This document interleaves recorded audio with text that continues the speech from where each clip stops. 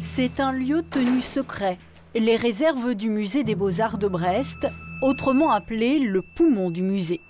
Une collection quasi inestimable, des milliers d'œuvres d'art qui viennent d'échapper à une attaque, celle d'un champignon.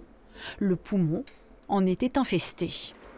C'est une collection qui a été frappée par un fléau en 2014, donc qui a été très très malade.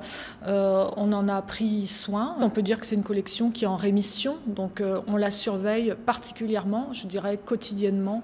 Ce tableau, scruté sous le moindre coup de pinceau, est l'une des pièces récemment restaurées. Une opération qui s'élève à 100 000 €.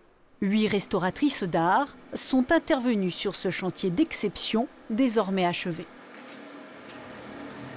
Donc voilà, pour cette œuvre, il faudra qu'on détermine si on conserve quel genre de montage on fait, quel type de montage, et si on conserve ou non le cadre d'origine. Il a fallu qu'on fasse un gros traitement de dépoussiérage en premier lieu, pour retirer toute la poussière et les spores qui étaient très volatiles sur la surface des œuvres. Et puis après, on a procédé à un traitement fongicide ou fongistatique en fonction des objets, afin de les assainir et de pouvoir les réintégrer dans de nouvelles réserves. De nouvelles réserves, elles aussi désinfectées et rénovées.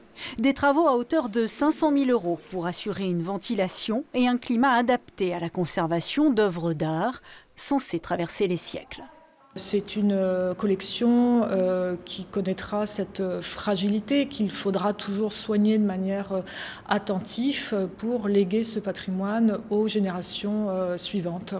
Demain, le musée ouvrira ses portes sur une nouvelle exposition de la collection permanente. Le public pourra y redécouvrir une partie de ses œuvres d'art, à nouveau saines et sauves.